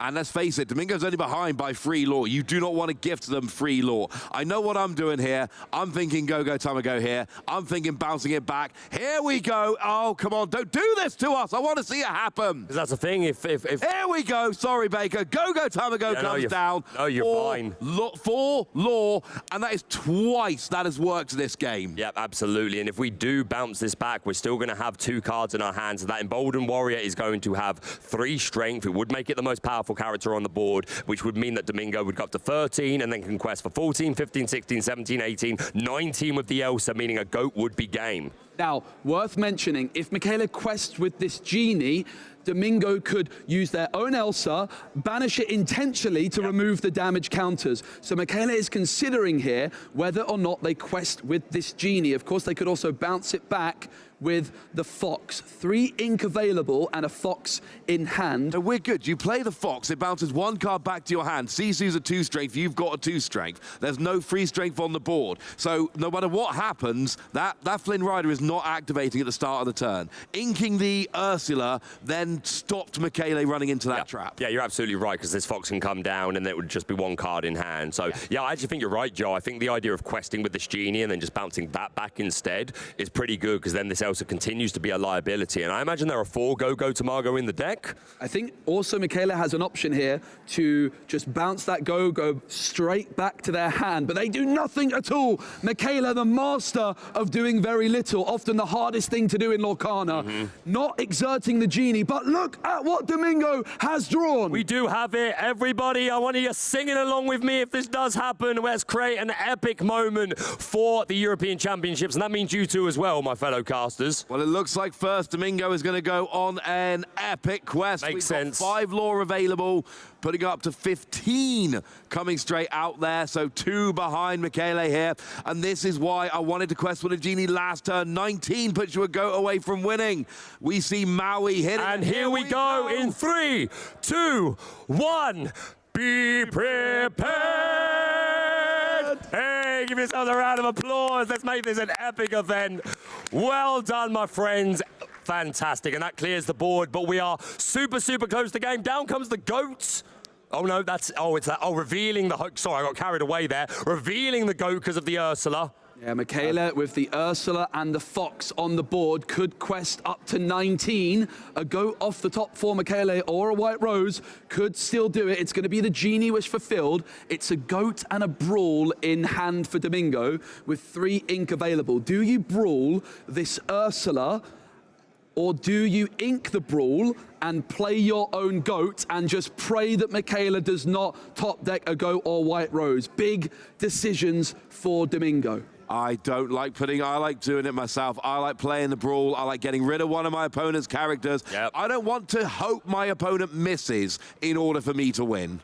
Michaela, I think, has 1 card in hand at the bottom here. Yep, it is just 1 card in hand. I think kept it nice and secret there. The Fox is going to go on a quest, takes us to 18. What is it? What do we have? This has been my favorite game of the entire weekend. So back and forth. 3. It's a Madam Mim Fox bouncing it back. It's not game next turn yet. Michele can go to 19 next turn, but not 20. Domingo can go to 18 this turn because we know that there is a goat in hand ready to go. And also that has revealed information for Domingo that 1 card is just that Madam Mim Fox. So super interesting. We're going to see that goat come down, puts us to neck and neck, 18 all. Now, Michaela, if they find a White Rose or a goat off the top... Goat bounces back. Do we have enough ink to replay the goat? Michaela needs a White Rose or a goat, and they win. Has to be this turn. What do we... I think it's a broom. It's a magic broom. I think it was a broom. That means you can go to 19. It's not enough, and it looks like... Let's just get the confirmation. I don't think there's any other cards in... There's 1 card in hand. You can see the look on Domingo's face. He could taste, he could smell the victory in front of him. So close. It's a free cost. Okay. It's a Madam Mim. But the magic broom can draw as well. Is there enough ink available still? What do we draw? It's a rabbit. Draw. That's not enough. It's a rabbit. We can play the rabbit, but it's not going to draw you anything to win the game. And the sigh of relief from Domingo. There we go. Domingo wins game 3 and takes the lead in this best-of-5 series at the final of the Disney Lorcana European Championships. That was the best game of Disney Lorcana I think I have ever watched. I think that was pretty epic. Great. It was 1 game down, but now Domingo finds himself at 2-1 ahead. In any other DLC, that would be it. We would be crowning a champion right now, but not today. It's the European Championships. We have at least 1 more game left to play, potentially more. And I'm going to go all sports on you boys one more time. Please do. Domingo has taken home field advantage here. If there is a game 5, Domingo will now be the player who is going first, and that is absolutely huge. Yep. Going first is an advantage. Domingo started going second. When he lost game 1, he was kind of resigned to going second, but having won 2 in a row now, he's taken that back. So in a potential game 5 series, Domingo goes first. Domingo's just become the favorite to be our European champion. Yeah, out of nowhere, Domingo with 2 victories. Michaela, looks like they had the Ruby Amethyst matchup down to a T. I was wondering if we would see them win it 5 times in a row. Well, suddenly, Domingo is ahead in this one and will have an opportunity to play on the play if we go to a final game 5. It is going to be Michaela going first in game number 4, though. And I think it's super interesting that I know there's only 1 copy, but we're yet to see that Sisu, Floodborn, Empowered Sib scrambling, really do anything because, like, it's super strong in this matchup, but just that one copy hasn't been able to make an impact yet. Maybe that all changes in this next game. And I think it's worth reminding while they're shuffling up, we are at tournament point here. Match point, tournament point. If Domingo wins this game, he will become the first ever Disney Lorcana European champion. That's pretty impressive. That's exciting, That right? is history-making, Ross. The first ever in a game that is no doubt going to be going on for years and years and years. We've already had so much success. I fully believe we will be watching this game in 50 years' time. That is how much I believe in this game. I hope I'm still here in 50 years' time. Watch a game like this. I will be delighted if I mean, all right, you didn't need to get so real on me there, Ross. Okay, Curse Merfolk is in the opening hand here for Michele, which is definitely something you like to see when going first. Not an obvious turn to play. On the other side, can't see any one-cost characters, so we might see some pretty aggressive mulligans, certainly from Domingo. We see the Go-Go Tamago, which we know can be a good card early or mid-game. We've got White Rose as a free drop. We've got the Cursed Merfolk there, which is a great turn one card, especially when you're going first. But I agree. I'm looking at Domingo's hand, and when I'm looking at a player mulliganing on stream, I want to be able to see their first couple of turns. I want to be able to go, okay, there's your turn one, there's your turn two, there's your turn three. If I can't see any, is that a full 7? It looks like it might have been a full 7. I love it from Domingo. 5, 6. It is a full 7 mulligan. Wow. I really love to see this full 7 mulligan. I think it's something players are afraid to do, and it just goes to show you that sometimes you have to know when to take risks. Domingo did not like anything they saw. The more cards you mulligan, the better chance you find that one-cost character, that fox on turn 3, which can be so important. I think you're right, and I think this is the perfect time to do it. You are 2-1 ahead. If you win this next game, you are the champion. So if there was ever a time to dig for that more ideal opening, this is probably it. So I think you make a great point, Joe. I also feel really good if I'm going first. So this is almost kind of like a free game. It's great if you win. Oh. The worst case scenario is you lose, you go to a game 5. We are rolling with game 4 of the Disney Lorcana European Championships 2024. If Domingo wins, he will be your European champion. If Michele wins, he is going to be forcing a game 5. Here we go, Michele with the first decision after the mulligan, and that is what card to ink. They do have two one-cost characters, the Diablo or the Cursed Merfolk, but you would surely imagine it will be the Cursed Merfolk entering the board. But do you ink the Diablo when it could potentially draw a card down the line? It looks like the White Rose is being favored. There are 2 of them, and it's that Cursed Merfolk on turn 1, which Michele loves so much. Yeah, I think this is a nice play. Again, the White Roses are great, but we're running 4. We've got goats as well. These one-drops are super good in the early game, so I like prioritizing those. It seems that Domingo is thinking about inking a goat here. Do we have a one-drop?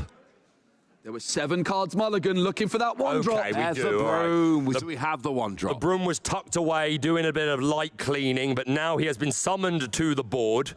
Looks like we're going to ink a Tamago here because there's 2 in the hand. They're great, but it doesn't always need that many in the early game. Looks like we're playing a Tamago as well here. So Michele just doing the curve thing. Lots of emerald coming down. Yeah, it is an evasive card. It only quests for 1, but it might be quite difficult to deal with. And I want to go back to that mulligan from Domingo, that full 7, and they were massively rewarded. If they didn't find this magic broom, the Cursed Merfolk could really start running away with the game very early on. But Domingo with that big mulligan, and it pays off in this case. And you've got to think turn 2, this is just going to be the one drop, the only available. Are we going to, yeah, we do challenge into that Cursed Merfolk. We're going to have to discard something. What will be the choice? It is the Madam Mim Fox. I think there's 2 foxes in there, so another fox still in hand. Makes a lot of sense. And now the Chernabog going to come down. Do you banish this broom or do you keep it there just to allow it to be another offensive threat? Of course, the Go-Go Tamago could make a favorable trade into it. So, yep, I imagine this broom is destined for the discard pile, drawing an additional card.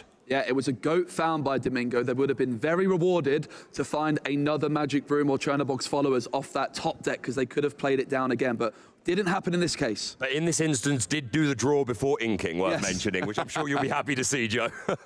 So we're going to be, are we inking a Tamago here? Is that free? We've already drawn. 2 inked, 1 on the board, but that gives enough ink to play the White Rose. Gains a lore automatically. Michele here, already up to 4 lore, doing that thing he tends to do, just casually and calmly and consistently gaining lore through the first few turns. Will he get enough of a lead to make it worthwhile? Domingo with that Flynn Rider frenemy, entering the hand, arguably a turn too late. Just played a 1-cost character on turn 2, so the Flynn Rider getting ink. In comes Sisu, was the option, I think, of Fox, but of course, that go-go is available.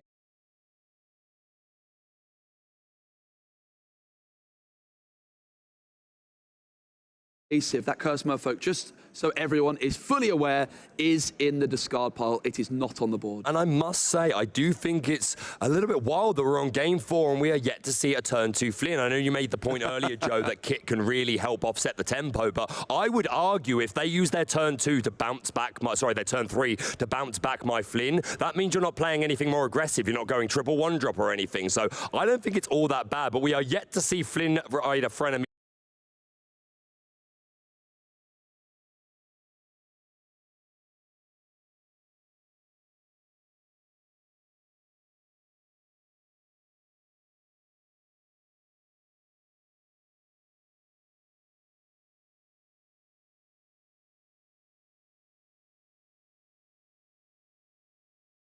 Do a single thing.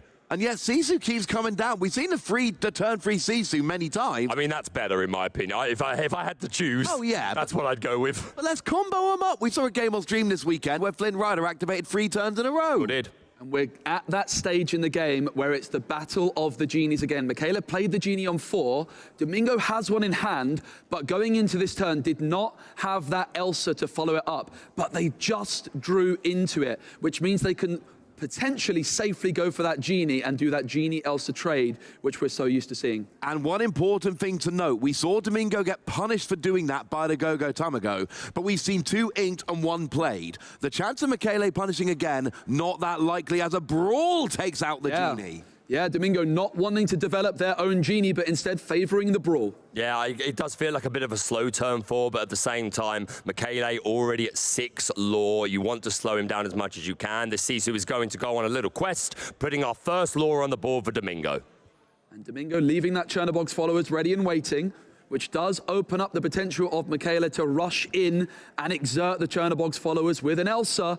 And Michele has the Elsa. It was the top deck. That was literally what was just top deck this turn, was the Elsa. Perfect turn 5 Elsa top deck. It's what you want to see. That's the dream. It's just top decking the cards you want on the turns you need them. Michele's living that dream for the minute, but it doesn't look like such an easy... I mean, what do you ink here? Yeah, that Fox or Ursula? Well, we've seen Michele just want to hold on to that Ursula until turn 6 so often, and you would imagine that's going to be the same thing here, but you could risk it and ink it and then hope to just draw one a little bit later. It is going to be the Fox and it will be the Rabbit which comes through. It's Elsa, sorry, exerting the Chernobog's followers and punishing Domingo for leaving it ready. Yep, super favorable trade there. Just 2 cards in hand, meaning that Sisu does have 3 strength. So it would take both of our characters, our White Rose and our Go-Go, to trade. So I don't see that happening. Instead, we're going to go on a little quest, go up to 7, and just being super patient. I love Go-Go Tamago here with Evasive, just questing every turn. You're only getting 1 lore every turn, but Domingo's not able to deal with it right now. So it's just sitting there, ticking along, almost like a location, just getting 1 lore every turn, helping you tick up. Michele needs this game. This is game 4. Domingo's 1-2. If they lose this game, they're done. The tournament's over. So I love the way they're going here, and just keeping that ticking along nicely, but you can see the turns are taking a little bit longer. They're thinking a little bit more. It really feels like we're getting down, deep into this match here. Yeah, Michele does decide to quest with that White Rose, which does mean Sisu could challenge into it and remove it because Michele has 2 cards in hand currently, so 3 strength on that Sisu. There's only 1 inkable card in Domingo's hand, and its name is Elsa 5th Spirit. Which, as we know, are super important in this matchup, so not going to feel great, the idea that we have to ink that, but we've said it many times, you have to play the hand you're dealt, but we're going to play then the Genie. Maybe we can find something more suitable to ink. It's not an inkable, so reluctantly we are going to have to part with that Elsa 5th Spirit. But I love the play there. Don't ink, play the Genie, and as soon as you drew an uninkable, Elsa went straight into the inkwell. You're just hoping you get something a bit better. White Rose does go down from the Sisu there. Sisu survives with 1 willpower remaining. And it is a bit of an evasive battle now, with Domingo having that Genie on his side of the board, but that Go-Go and Elsa also evasive for Michele. The Cloud Kicker has been found. Not quite time for that Ursula, but in a turn or 2, you would imagine Michele might go for it. Goes for it now, in fact. And we're going to reveal 1 rabbit and both of our ladies in red. Not ladies in chairs, that's a desk. This is a play we saw Michele do in the semi-final as well, that Ursula a little bit sooner than I expected to get information and sees that there is no legendary Sisu shift in hand. That Sisu could come in this turn, and perhaps that's why the Ursula comes through now and not down the line, but it could be bounced back and replayed. Elsa is going to trade out the Sisu. And you made the point earlier that in the semi-finals, Michele got some information from an Ursula and said, you don't have the wipe now, let me just go wide and take the risk. Yeah, and interesting to note, Cloud Kicker did kick the Genie back to Domingo's hand, which is all well and good, but you will then get the extra draw when you play it, and you've got to pay the ink again, and you don't get to Quest of it straight away, but there are advantages to it being put back into your hand with Kit's Cloud Kicker. Just that, because you're just slowing them down a bit. Like, yeah, sure, you get to play the Genie again and draw another card, but that's another super passive turn, right? And just another turn where Michele can just start questing away. We're going to see Medusa come down. She's going to get rid of that Go-Go to Margot. Finally. Yeah, finally. It's been there. I think this is quested every turn since it's been on the board. It may have done 1 challenge at some point, but lots of value from this Go-Go. We're going to see a Genie come down. What do we find off the top? I think in hand for Michele right now, it's Fox and Rabbit. Okay, well, those are cards that synergize fairly well with each other, are bouncing each other back to hand, or sorry, bouncing the rabbit back to hand to draw even more cards. We've got 1, 2, 3, 4, 5 lore on board for Michele. Currently 12 lore on the tally, but some more lore on the board that we can quest for next turn. Yeah, getting quite close here, up by 10 lore. Domingo stuck on 2, and not even a good board, just a matter Medusa. Board, Michele. Lore advantage, Michele. Right now, this is seeming like a pretty dominant game. Domingo needs to turn it around. Genie comes down again, draws that card, but did have to pay 4 ink to do so. Sure, and yeah, it's looking pretty good for Michele. It's not over yet, but we may get our wish of the full 5 games, but let's see. We're going to Maui going over into the inkwell. We put down a magic broom. Yeah, it's a nice little 1 cost there, which is going to be available. It's not going to do much, but it can quest. It can draw you a card. It will do quite nicely. It's around this stage in the game where Domingo's just looking for the Sisu, looking for the Be Prepared. After that Ursula's already come through, it's about the 3rd time we've seen it, and so far none of the Ruby Amethyst players drawing the Be Prepared at the right time. This is around the 5th or 6th time Michele's played against Ruby Amethyst, and I don't think there's been a single Be Prepared. We did have 1, because we had a big sing-song. But still, like 1, considering the amount of games that they've played against Ruby Amethyst, that's pretty good odds. The point still stands. I just don't want to undo the good work of the crowd who joined in with our sing-song. Absolutely, I can't wait to clip that.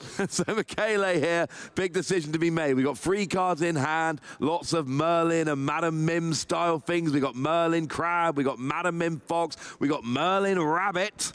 What are we going to choose here? It looks like Ursula is going to quest. Yeah, it makes sense. I mean, like, sure, you could have boosted the Ursula trade with the Medusa, but why? We're not under any pressure, and we're well in the lead. And we're going to bounce it back and take another look at the hand. We see a rabbit, and I think that's the Lady Tremaine, if I remember correctly. Yeah, this seems really speculative, this play. I think you're not expecting to hit Be Prepared, but you're like, I can do this. I've got enough spare ink to pull it off. I want to play the Fox. Why not use my spare couple couple of ink to use Medusa and Ursula, get that extra info. Yeah, and the other thing is Ursula gets the quest, which would mean it's exerted, but by bouncing it back with the Fox and replaying it, it's now readied, almost like working in the same way as a bodyguard. But if Domingo can find some big removal off the top right now, but yet again does not find that Sisu or be prepared, and Michaela's board is getting pretty wide, and they're just 4 lore away from victory. Am I right in thinking this is like the one game where Michele hasn't yet inked the big Ursula?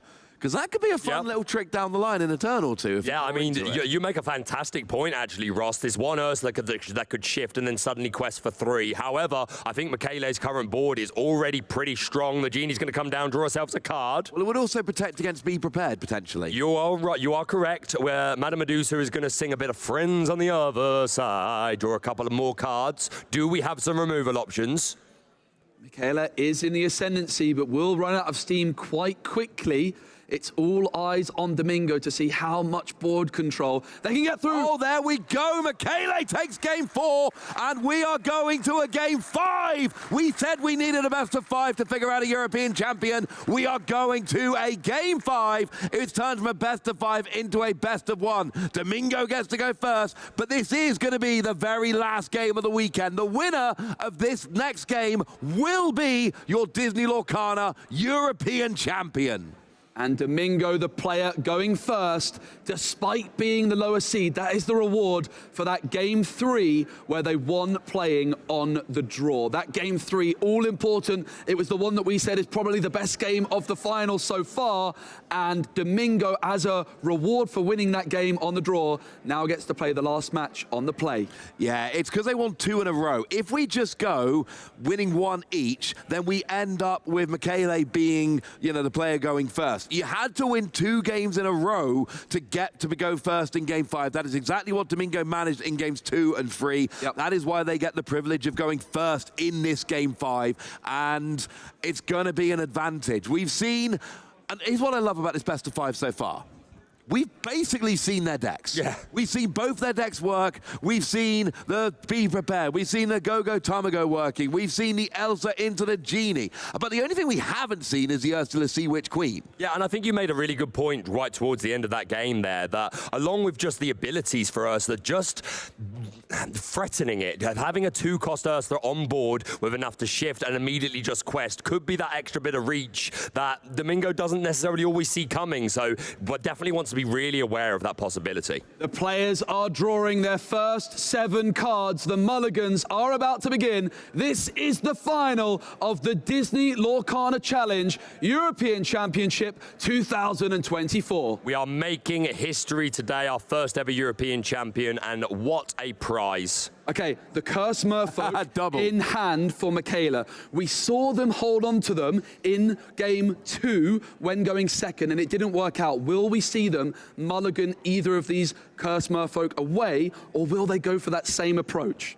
I think if you're Domingo, you're probably hoping they keep on to it. It went very well for Domingo. We saw each of the Curse Merfolk getting 2 lore, and then going down. They didn't establish a board presence. They got 2 lore each, and that was it. So I do think there is certainly an argument. Do we see? They kept them. They kept all 4 1-drops. They kept a Magic Broom, I think a Chernobog's Followers, and those 2 Cursed Merfolk. So this is going to be a game which is probably not going to last as long as some of the other ones, because it's going to be all about Michaela just trying to put that pressure on early and just cross the finish line with things like Goats and White Rose. Yeah, I think you're absolutely right. And in this situation where this is the final game and we're going second, maybe that's the time to just take the risk and say, hey, this didn't pay off for me in game 2, but if I keep these and you miss 1 drop or something, this could just win me the game straight away. Absolutely. Also, just to confirm a point I made a minute ago, obviously Ursula stops singing, doesn't stop playing songs, but here we go. Game 5, the final game of the Disney Lorcana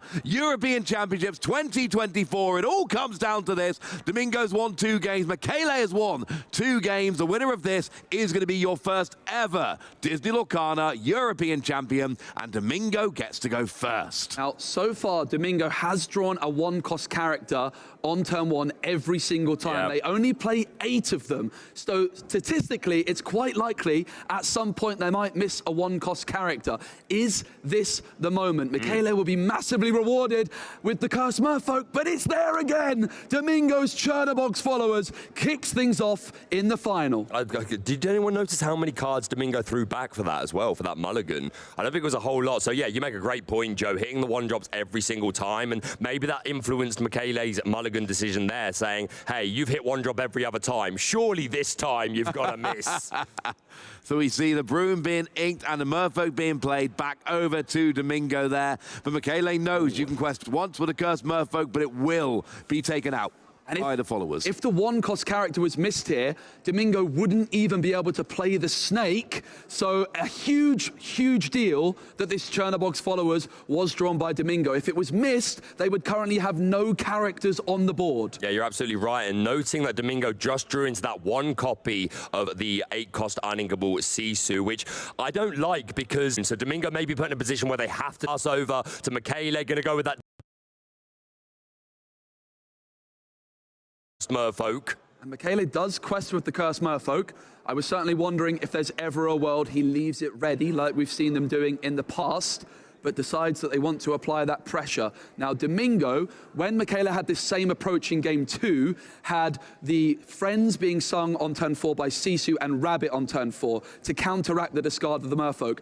Sisu again on turn 3 for Domingo, and we will see the snake surely challenge this Cursed Merfolk. I'd love to know, sorry to interrupt you, Joe, I'd love to know what we discard. We do discard the Medusa because I think this big Sisu is super important. Sorry to cut you off there, Joe. Oh, you're good, you're good. We got 6 costs, uninkable. We're not there yet for ink. We cannot put it into the ink. It's a great card in like 3 turns time. It's an easy discard, especially like you say, needing to keep the Sisu. Ursula comes down. What do we see? Wow, legendary Sisu. In fact, enchanted Sisu is there, and Michele now knows that there is the possibility of that turn 6 shift. Perhaps they were looking to discard the Friends on the other side because we saw how impactful that was for Domingo in Game 2 with this similar style of opening.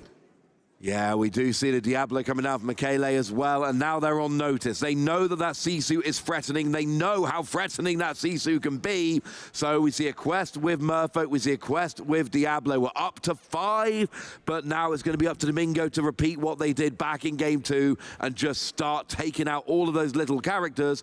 And we could end up in a similar situation where Domingo takes out the smaller characters while also building their board and then starts narrowing that gap in lore. And yeah, with Domingo not having that Friends like we saw in Game 2, these Cursed Merfolks are applying so much pressure to his hand. We know how powerful that turn 6 Sisu could be, but ultimately, they might have to discard it. We're going to see the Genie come through to begin things, drawing into a Rabbit. That's a big draw for Domingo, the Rabbit which can replenish their hand. Yeah, because we really don't want to get rid of this big Sisu. It is so impactful for this board in particular. At 4 ink, in a couple of turns, we could get a humongous board wipe. So if we can hold on to it, that's going to be super good for Domingo. But Michele is aware it's there. Does it stop Michele from extending too much, or do they just play in? Wow, discarding the enchanted Sisu. That is the power of the Cursed Merfolk. Yeah. I don't think that's that bad, because we saw a double challenge, taking out the Merfolk and taking out the Diablo. Domingo, it's the same thing we saw a game or 2 ago where they discarded to be prepared. I don't need my board wipe. My characters are wiping the board just fine without any help.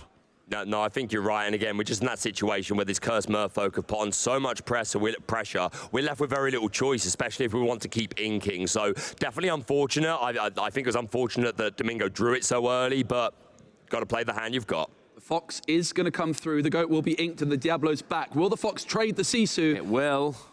And that also takes away that shift potential, although Michele knows it's not coming back at this point. Yeah, only 1 Sisu in the deck list, but that was a long time ago Michele saw it, but I think they're going to remember. 73 minutes ago by my count, by which I mean the clock at the top of the screen.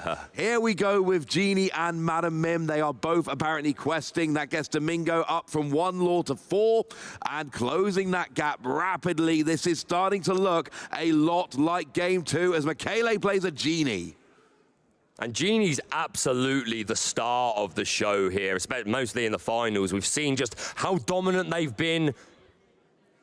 The big difference compared to Game 2 is Domingo does not have that many cards in hand. I think at this stage in Game 2, Domingo had a whole fistful of cards. Diablo will quest for 1. Michele now up to 7 lore and still has the Ursula ready and waiting.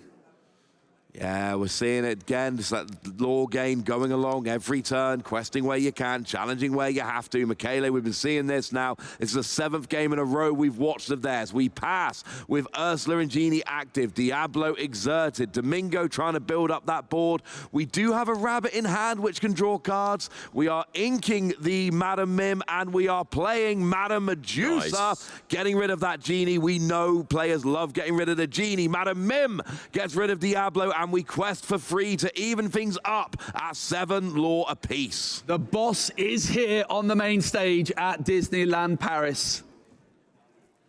So we're back over to Michele here, and you've just seen your opponent pull off a good turn. They've all but wiped your board for the 2nd turn in a row. They've evened up the lore, bearing in mind they're supposed to be the slower deck. You are supposed to be getting out ahead. We're on turn 6, and your opponent has evened up the lore with a significantly better board.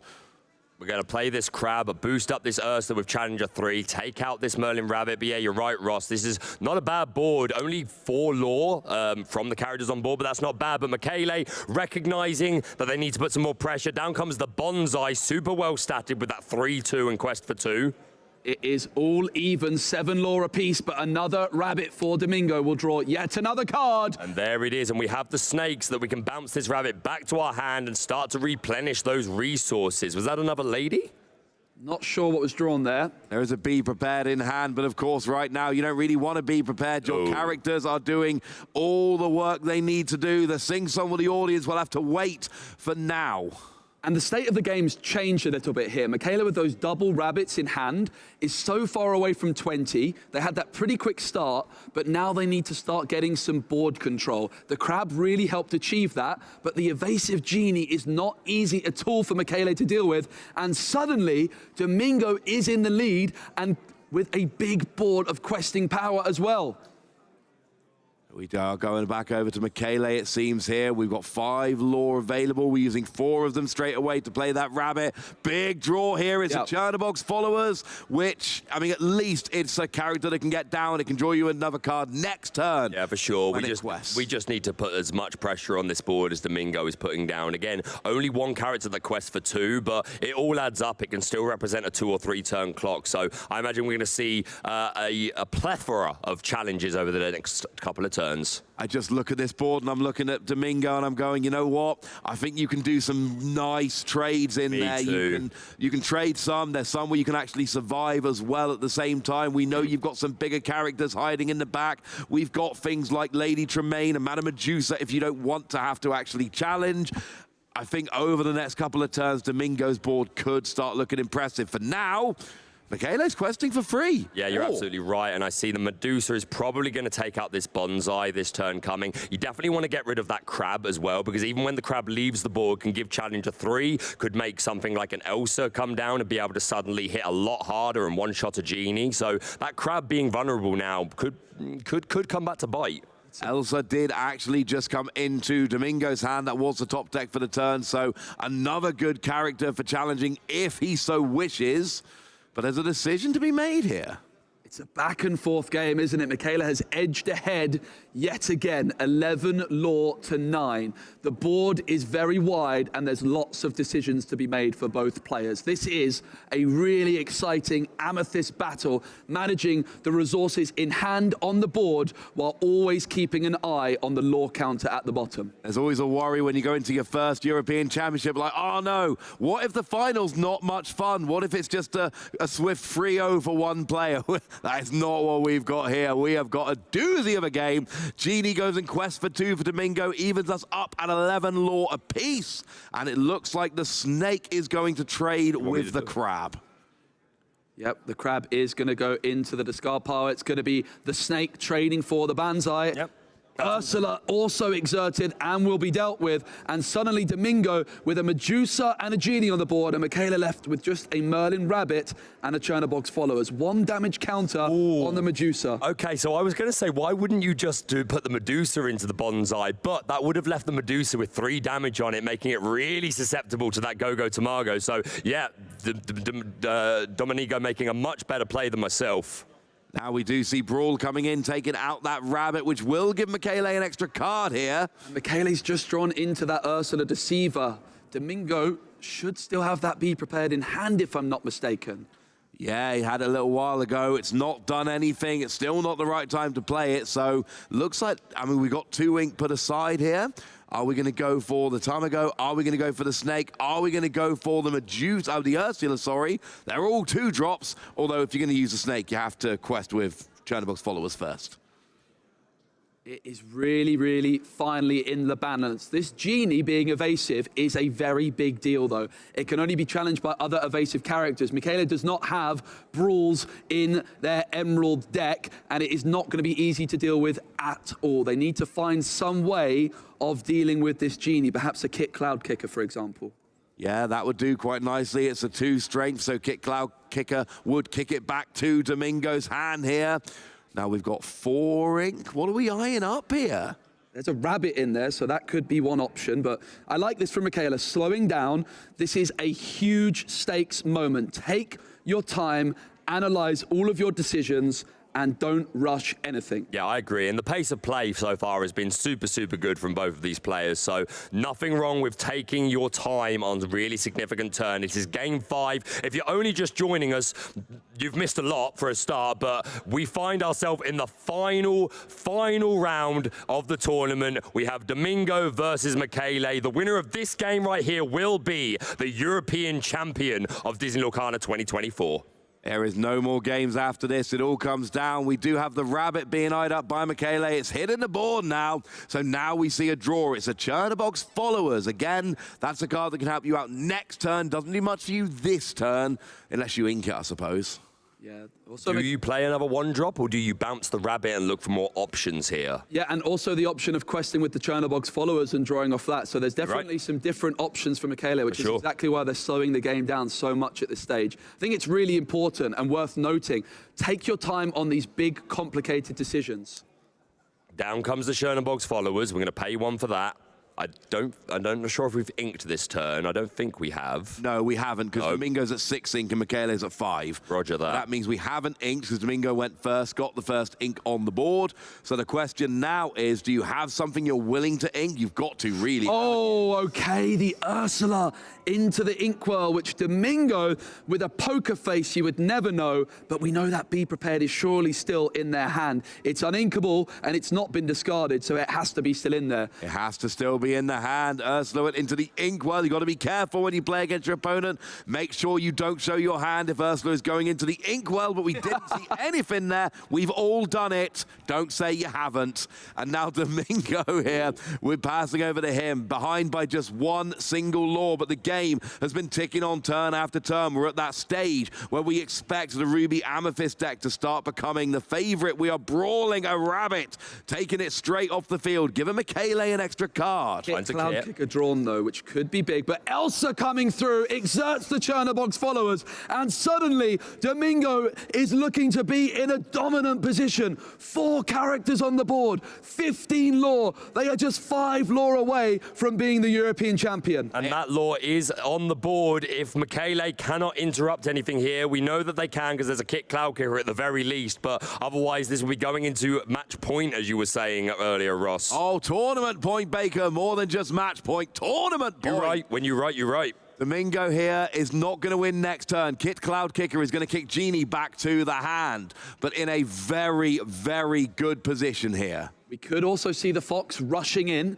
and removing the Rabbit while remaining intact, and that would also put Kit back in hand for Michele to use again the following turn. Yep. Is that what they're going to go for? It seems as though they might be inking it instead, and it's going to be the Goat from Michele. Okay, Goat comes down. We're going to 13 lore and putting some more stats into play. Passing over to Domingo, who can quest for 3 this turn and go to 18. What do we find? Do we have any Goats? Do we have any lore generation here? Something like a goat would be absolutely huge. We have a snake, so that's, if we can find the goat, that could be a super sweet way to end the match and kind of a poetic way to end the European Championships if that was to happen. It's been such an important interaction throughout Lorcana's career. Not there yet, unfortunately. We've got 8 ink available. We've got plenty there. 15 lore to 13. It is a nail biter. Elsa is going to be exerting to do something, but Domingo says, no, you know what? One moment. I'm going to do what you've done, Michaela. I'm going to slow the game down. I am in the biggest moment of my Disney Lorcana career, and I do not want to make a mistake now. I think the fact that you've got your snake in hand, I really love the idea of going to 18 here, at which point goat just becomes a win condition. You Absolutely. play it, you bounce it with a snake, all of a sudden that's your final 2 lore. Yeah. I like, as an Emerald player, just going to 18 lore, knowing there are options. Here comes Snake. It's going to bounce Elsa back. Oh, do we have enough to put this straight back down now? Are we going to try and get rid of this goat? We are. That sounds pretty good. We don't want it being bounced. Medusa is going to make a trade into that goat. Does go down herself, but gaining 1 lore for Michele, but now it cannot be bounced. And there is a snake in Michele's hand, so that's a super important play there from Domingo. 17 lore to 14.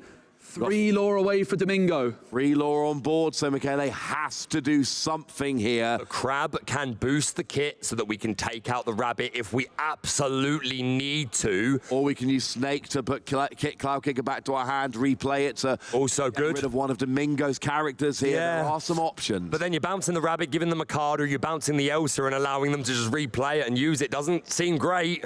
I also like how Domingo is just looking at the discard pile of Michele at this moment in time, just tracking exactly what's been played so far and making the prediction about what might be in hand. It's the snake bouncing back Cloud Kicker, who is now ready to go again. Elsa or Rabbit are the options for Michele. Neither are ideal, but it's going to be Elsa back into the hand for Domingo.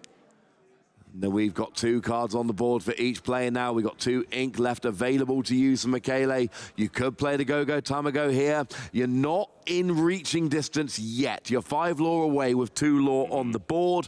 So it does feel like that's a card to keep in hand. Because if you could ever engineer a situation where you can get some damage on your opponent's board, that can be your game-ending play. 100%.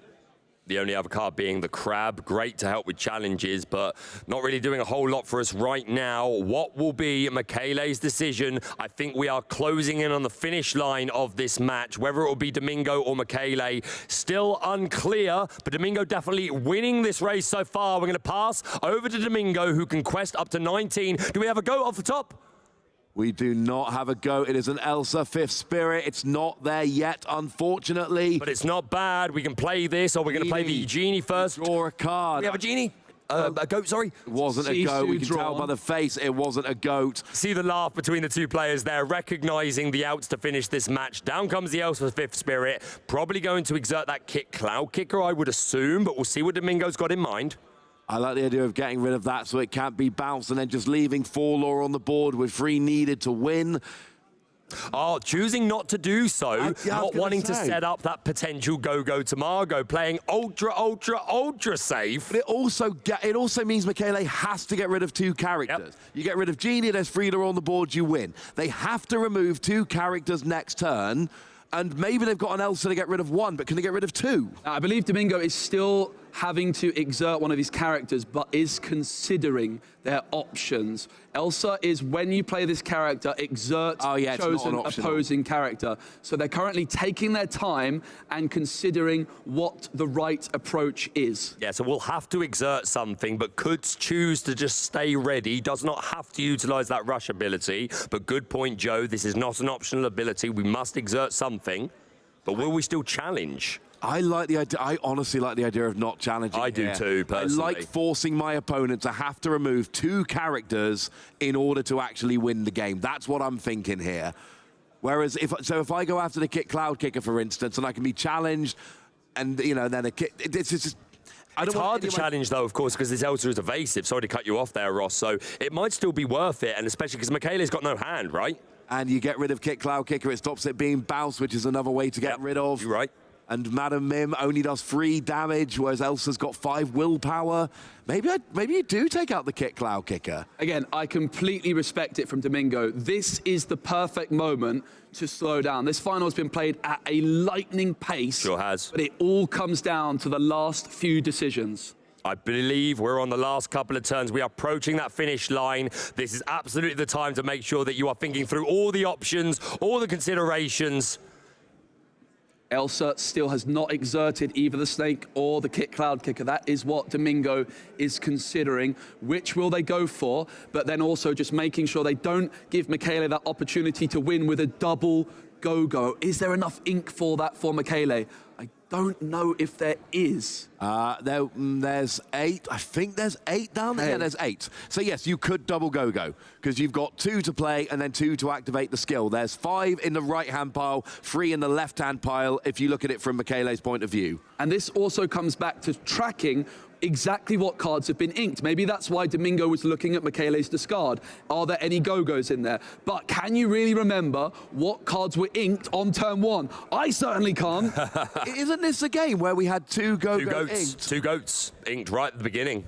I don't know if it was turns 1 and 2, but definitely within the first 3-4 turns, 2 goats hit that ink well. The games are all starting to mix together for me. There was one game where 2 go-go time ago did get inked in turns 1 and 2.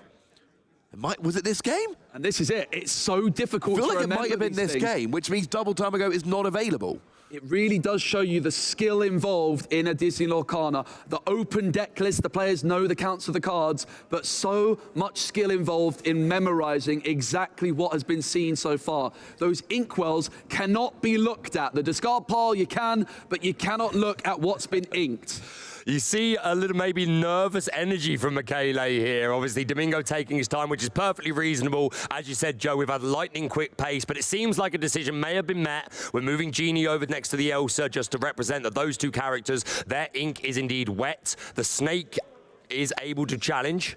Have we exerted, though? Has anything been exerted from Elsa? Because I think we have to exert from Elsa. I don't think it's an optional thing. So I think somebody needs to be exerted with Elsa, and that's not happened yet. Yep. The Madam Mim and the Cloud Kicker are both active, so I don't think Elsa is an optional. We are passing over to Michele here. And it ends up not mattering in this case. If Domingo is passing, the card would be readied immediately. Michele does not draw the go-go. It's a double quest for Michele.